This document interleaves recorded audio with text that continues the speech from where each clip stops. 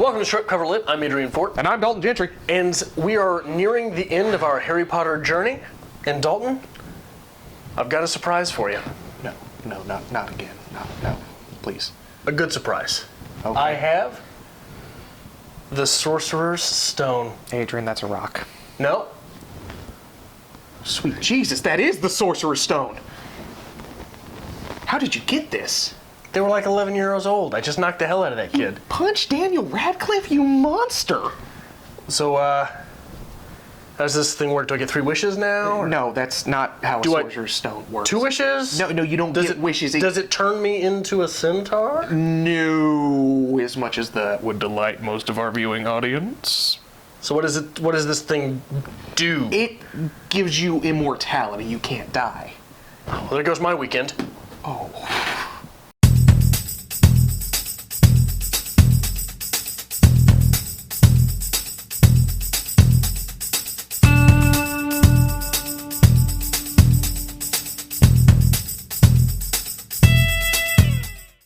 Welcome to Short Cover Lit. I'm Adrian Fort. And I'm Dalton Gentry. And we are back with this week's edition of Adrian Crushes Childhood. Adrian Reads Harry Potter, chapters 13 through 15 of Harry Potter and the Sorcerer's Stone. Yeah.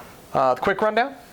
I didn't like them. Well, of course you didn't like them. Okay. It's Harry Potter, but we're going to talk about them. Chapter 13. All right. Nicholas Flamel. We learn a little bit about him. We learn about the Sorcerer's Stone. We learn a bit about his relationship with Dumbledore. Snape versus Quirrell for the stone. What's going to happen? Chapter 14, Norbert, the Norwegian Ridgeback, and a chapter that you don't need. Hagrid's love for animals. You talking about the dragon? Yes. I'm assuming that comes back. Kind of, sort of. Kind of, sort of, only. But we learn a little bit about Fluffy. The three-headed dog? Yeah. We learn secrets. Secrets are good things. Chapter 15, The Forbidden Forest. Very important chapter. Very important things happening here. Characters that will be coming back. We meet Firenze, the centaur, dead unicorns. We learn a little bit about immortality. And we see Voldemort for the first time. Right. So. My first question, you had mentioned a twist. Don't tell me that the twist was Snape working for Voldemort. I'll let you finish it. Because if you didn't see that coming... You have 2 chapters to go. Is Voldemort Nicholas Flamel? You have 2 chapters to go. I'm taking that as a yes on both accounts. You have 2 chapters to go. Do you want me to honestly tell you yes or no? No, not right now. Okay. I guess I'll just pose the questions because it feels like Nicholas Flamel is Voldemort. Perhaps I am wrong. If I am right and they were friends, I think that this poses... Look, it's a trope throughout literature, throughout comic books, throughout movie history, that the good guy and the bad guy started off as friends, right? Yes. I think that this offers a little bit of breathing space as far as being different from just being a trope, in that it seems that Voldemort has completely transformed if he is Nicholas Flamel. Okay. If not, I'm just wasting everyone's time by talking. Let me again put this spoiler warning up here. Adrian has never read Harry Potter. He has never seen the movies. This is his first introduction to anything. We read these comments. Don't spoil it for him. We have 2 chapters to go in the first book. I think Snape is a double agent. Okay. I think that because Hagrid even seems to trust him, Hagrid seems to be... what's the good wizard's name? Dumbledore? Dumbledore. He is not Dumbledore's right-hand man, but he is someone that Dumbledore at least trusts and likes enough to want to keep around despite the fact that he failed out, right? Yes. So he failed out, but Dumbledore wants him there for some reason. Okay. I will again reiterate, I like J.K. Rowling. I like what she does. There is a twist coming in 2 chapters. So the last chapter, there's a twist? Or is it the next to last? We've only got 2 chapters left. 16 and 17. Next chapter is the next chapter. The big reveal. Okay. You will hate with a passion the ending of this book. Because I'm me, or because the ending is not? Because it is. You are you. Okay. I haven't liked anything so far, so I'm not sure why I would... Did you have a quote this week? I did not. I do. See, I'm here for you. That's what I'm here for. This is the first time that you've done it this way. Don't act that way, Dalton. Look at you had with it your planned. holier than thou. This is our 5th video on it. You Firenze in the Forbidden Forest. That is because it's a monstrous thing to slay a unicorn, said Firenze. Only one who has nothing to lose and everything to gain would commit such a crime. The blood of a unicorn will keep you alive, even if you are an inch from death, but at a terrible price. You have slain something pure and defenseless to save yourself, and you will have a half-life, a cursed life, from the moment the blood touches your lips. I think that's suspense building. That's exciting for the reading audience. Why did you read that in your Hemingway voice? That is my reading voice. It is good and pure and clean. Good and pure and clean. You have slaughtered it. Who wants to fight? So, one thing I noticed, and this is a little bit convoluted in my notes here. I wasn't able to memorize it, so forgive me. okay. I'm liking Hermione more. Okay. I think she is my favorite character, maybe at the expense of Snape. Okay. Despite the fact that she's a rich kid, and here's what I came across. Sure, she's a rich kid, but she's left that behind. Hermione has knowledge and money, but she has no status. Harry Potter has no money and no knowledge, but he has status. He has money. Oh, he has money now, Harry but he has. Potter's wealthy. He has. But he yeah, can't- now he is. yeah. He did not. Yes. Now he has status as well. Yes. Ron, he's the other main character, right? Yes. It's like those three. Those are the main three. Ron has knowledge-ish, but no money, and he has status-ish. Negative status. He's a Weasley. But he's got no, what is it? There is no publicity that's negative publicity, Okay. right? People know who he is. He has brothers that are there, right? Yes. So I think that is interesting that each one of them has something that the other two-ish do not. Okay. And you say Harry Potter has money.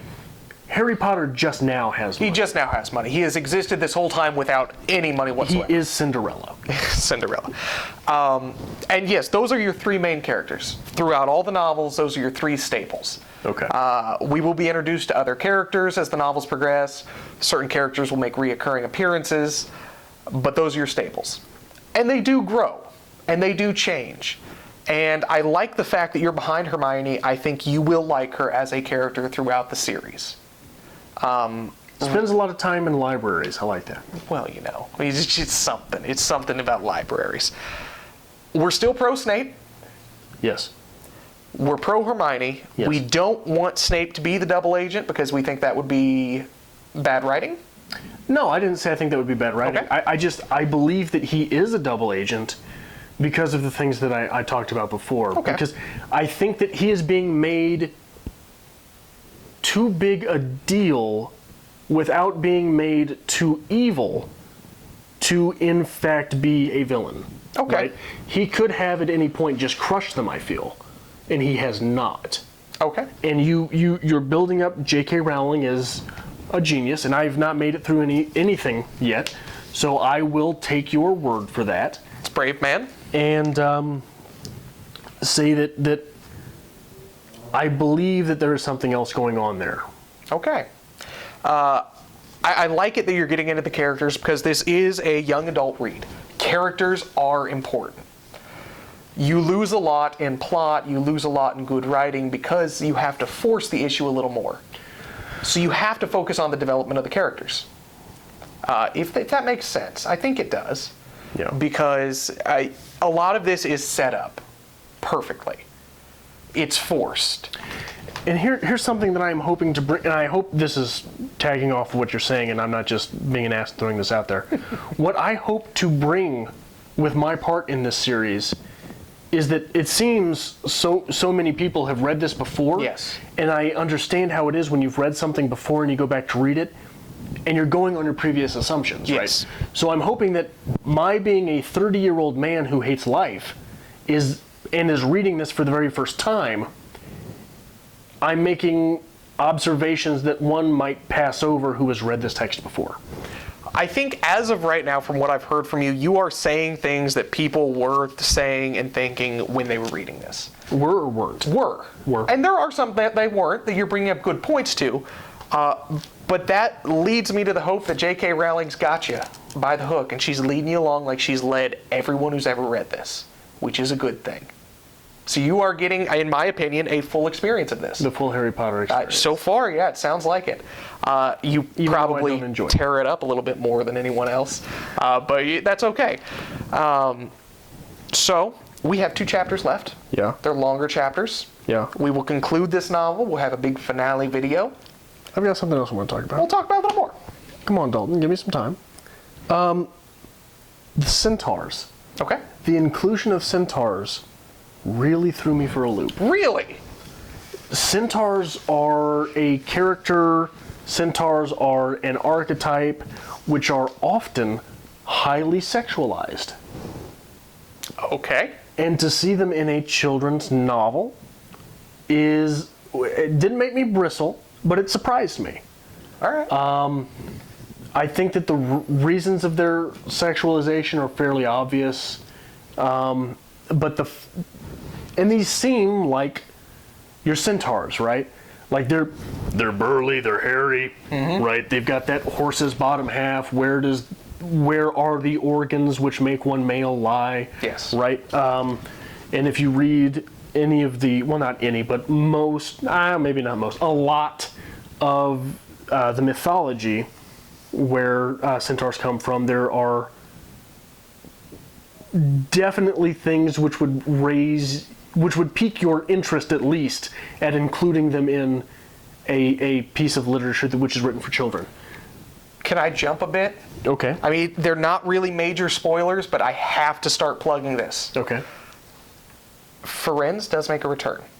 Which one was Firenze? Firenze was the centaur. good guy, right? That Harry caught a ride on? Was that Firenze? He's the one who saved them from the Voldemort thing. Yeah. Firenze returns later, much later in the series. Okay. When the characters are older. When the characters have assumed to have gone through puberty, they've grown up, they're starting to have sexual urges. Firenze is the heartthrob. Really? So yes, you're on this. Heartthrob for Hermione? You'll find out. Because if it is, that is J.K. Rowling channeling herself through Hermione. Even later. And I wrote a paper on this, which is really what excited me when you mentioned this. There is a scene in a Harry Potter novel where it is assumed, when read from a literary standpoint, that someone is raped by centaurs. Really? And this is, again, later, when I'm saying J.K. Rowling has improved her writing, when the characters are more complex, more developed as humans. I wrote the whole paper on it. It is a presumed thing that the centaurs rape someone.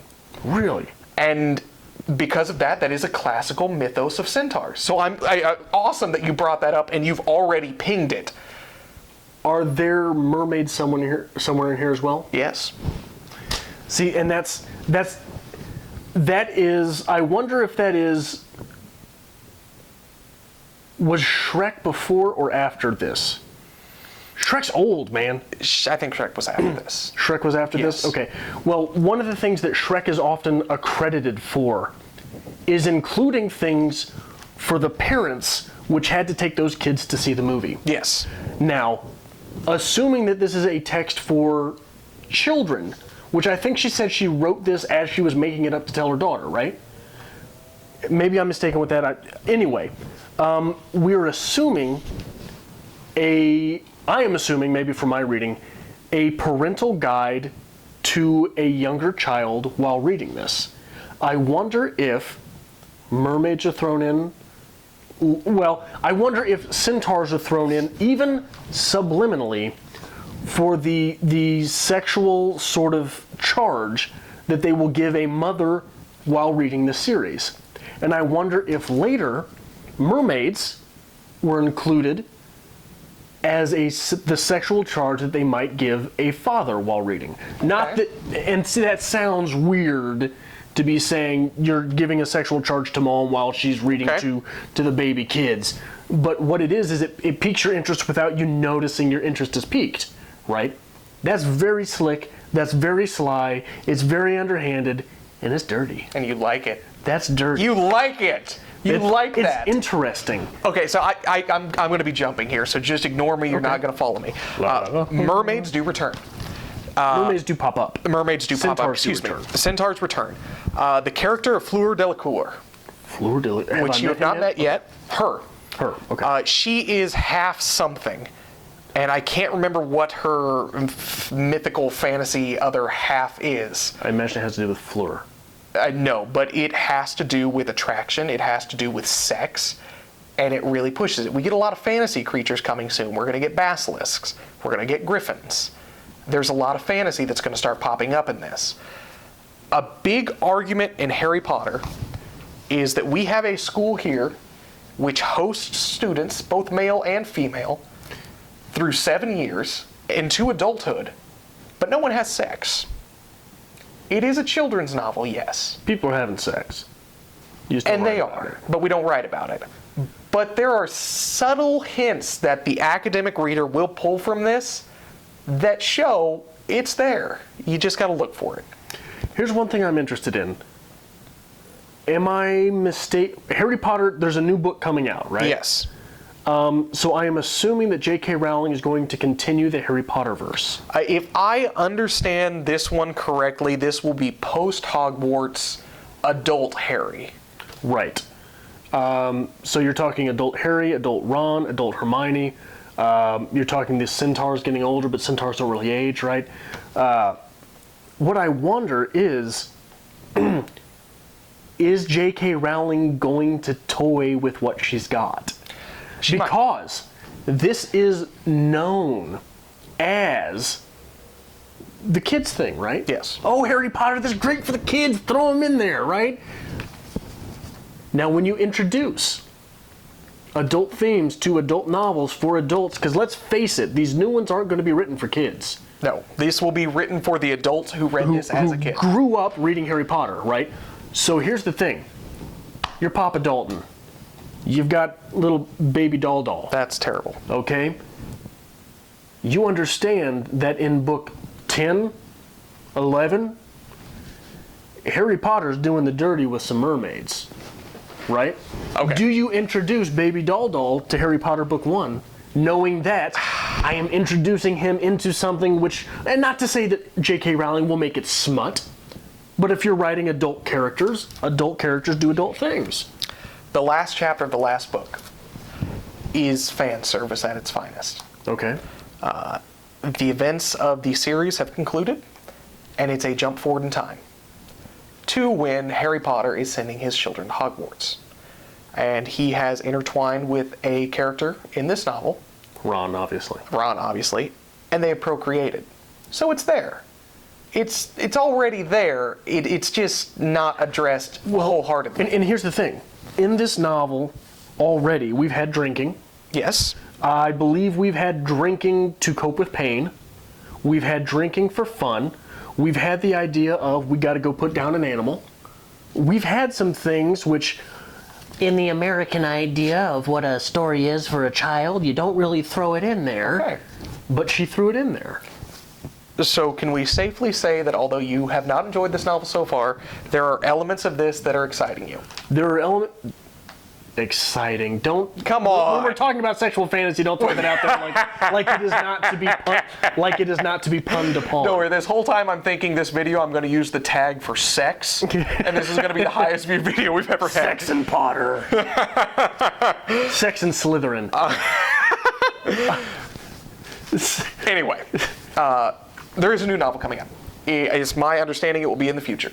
There is a new film coming out, Fantastic Beasts and Where to Find Them. Which is also on a book. Which is literally just the title of one of their textbooks they're doing the whole story on. Yeah. So, yeah, we're going to different elements of the Harry Potter universe. It's interesting. We'll see what comes of it. Here's the thing which should make you bristle, because I think you're this type of... You're a Star Wars nerd, right? Yes. This universe is already bigger than Star Wars. Oh, yes. But I think Star Wars is doing something similar as to what J.K. Rowling's doing with Rogue One. Right. And I don't think that either of them copied off the other for that. What I'm saying, though, is there are now 7 Star Wars movies. There's an 8th one coming out. There were 9 Harry Potter movies, a 10th one coming out? Am I wrong about that? There were 8. There were 8. The 7th is broken into part 1 and part 2. So 8. Okay. We have a 9th one coming out, and we have... I don't know how many books. because we had the first, the 7th series, we had the Tales of Beetle the Bard, and now I guess this would make the 9th book. Okay. So, Harry Potter. I'm excited for you to finish it. I want to see if you hate it, if you love it. The twist is coming. I'm expecting a text message in the middle of the night telling you how much you hate me. We'll be back soon with the conclusion of Harry Potter and the Sorcerer's Stone. Hit like, hit subscribe. Hit Follow subscribe. us on Facebook at Strip Cover Lit. Follow us on Twitter at Strip Cover. And we're going to be working on full audio commentary for the Harry Potter movie.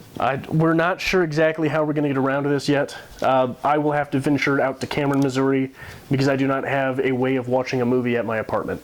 So I cannot Netflix and chill. I cannot Netflix and Centaur.